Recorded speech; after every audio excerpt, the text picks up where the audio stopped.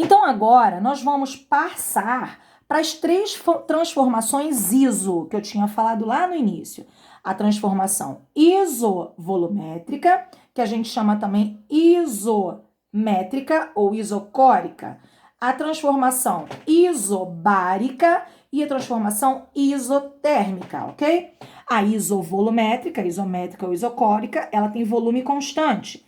A isobárica, ela tem pressão constante. E a isotérmica, ela vai ter a temperatura constante, que está na outra folhinha, tá bom? Então, a gente vai usar para essas três transformações, que é onde eu queria chegar com essa lei, né, com essa equação de Clapeyron, eu queria chegar exatamente nessas três transformações, beleza? Então, vamos lá. Se eu tenho uma transformação isovolumétrica, eu gostaria que você imaginasse um recipiente com um gás dentro desse recipiente e um êmbolo, ok? Essa questão que nós temos com isovolumétrica, com volume constante, com gás em volume constante, a gente vai ter a orientação na questão que ele tem uma tampa fixa ou então um êmbolo fixo, vão aparecer essas palavras. Ela tem uma tampa fixa ou um êmbolo fixo.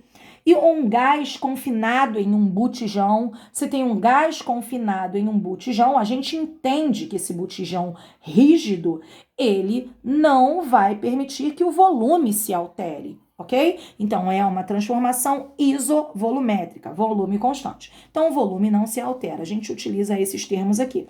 Se o volume é constante, então a gente pode eliminar o volume. Olha, na equação que eu acabei de mostrar para você no final do vídeo anterior. Então, a gente pode isolar o volume.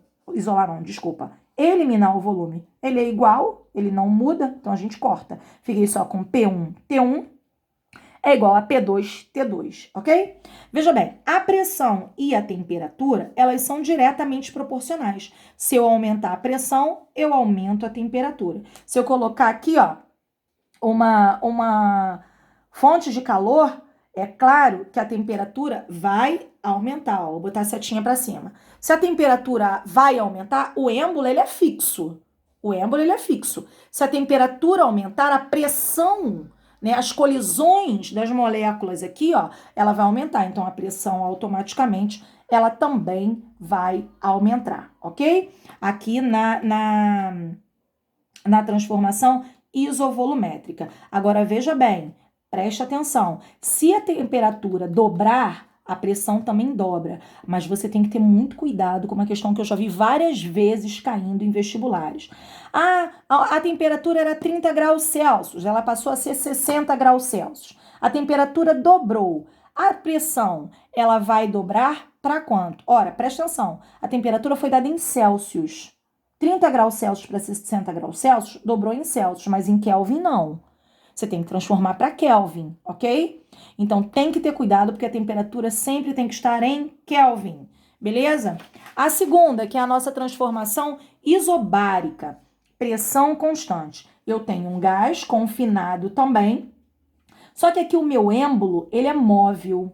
A gente vai falar como êmbolo móvel ou êmbolo livre, ok? A pressão é constante. O que acontece? A gente tem a pressão aqui, natural, que é um ATM, a pressão atmosférica, e a gente tem a pressão que o êmbolo faz no gás.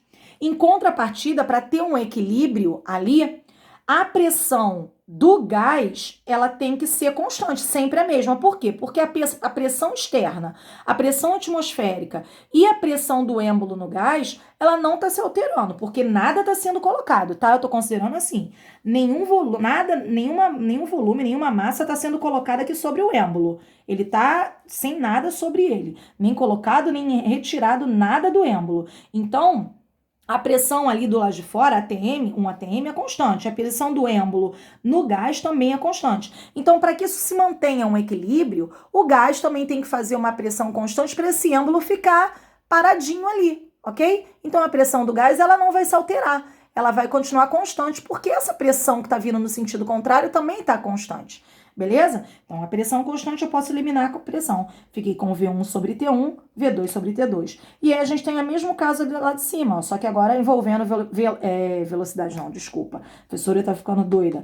Volume e temperatura. A mesma coisa. Se eu aumento a temperatura, ou seja, se eu coloco uma fontezinha de calor aqui, eu aumento a temperatura, a minha agitação das moléculas vão aumentar. Mas o meu êmbolo é livre. Então, o que vai acontecer com o volume? O volume também vai aumentar. Porque o volume que o gás ocupa é o volume do recipiente, lembra disso? Como eu estou aumentando a temperatura, repara que é diferente desse, o êmbolo é fixo.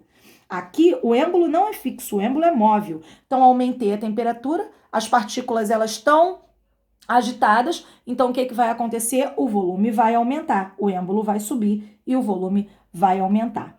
Beleza? Essa transformação isobárica. O que eu posso levar de conclusão com isso? Se o aquecimento é isobárico, a gente tem uma expansão isobárica.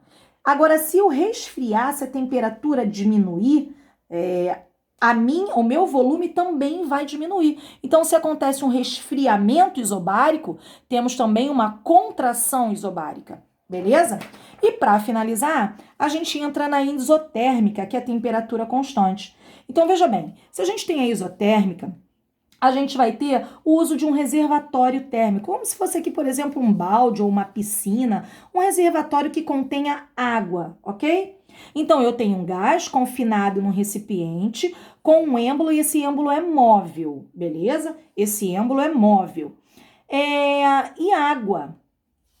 E a água faz o papel aqui do reservatório térmico. Esse processo é um processo muito lento, por quê? Veja bem, se eu aumentar a temperatura da água, o gás, ele tende a ter um equilíbrio térmico com essa temperatura da água.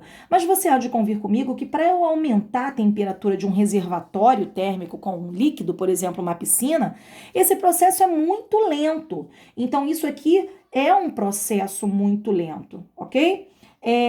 E aí você vai imaginar, por exemplo, a gente colocando aqui sobre esse êmbolo uma areia. Beleza? Colocando areia sobre o êmbolo, o que vai acontecer? A pressão vai aumentar, né? Aumenta a pressão. A minha temperatura sempre vai ser a mesma, vai estar em equilíbrio, é constante. Então, eu vou eliminar a temperatura. Então, eu vou aumentar, esse êmbolo é móvel, ok? Esse êmbolo é móvel, aumentando a pressão vai aumentar. Repare que aqui, ó, temperatura constante, cortei a temperatura. Eu fiquei com P1, V1 igual a P2, V2. Então, veja bem, aqui, diferente dos outros casos, a pressão e o volume, elas são inversamente proporcionais. Veja bem, se eu pegar o volume e jogar para cá, ó, ele está no denominador, tá vendo? A pressão e o volume são inversamente proporcionais. O que isso quer dizer? Quer dizer que se eu aumentar a minha pressão, ó, coloquei uma areia aqui sobre o meu êmbolo, porque o êmbolo é móvel. Olha o que vai acontecer. O êmbolo vai descer. O que vai acontecer com o volume? O volume vai diminuir. Eu aumentei a pressão e assim eu diminuí o volume. Se eu dobrar a pressão, o volume vai reduzir a metade, sempre proporcional, ok? Sempre proporcional. Se eu triplicar a pressão, o meu volume vai reduzir a 1/3. Beleza? Então, assim, eu gostaria que vocês fizessem as páginas 50, 51 e 52, da número 1 até a número 9, ok? São questões de gráfico que eu quero que você tenha atenção na leitura. Eu vou estar à disposição de vocês para as dúvidas. A questão número 9, eu já dei as dicas aqui no videozinho. Teve dificuldade? Queridos, assistam o vídeo 2, 3, 4, 5, quantas vezes forem necessários, tá bem? Um beijo, espero ter sido clara para vocês e qualquer dúvida, mais uma vez, estarei aqui, tá bem? Ao seu dispor. Um beijo para vocês, meus amores.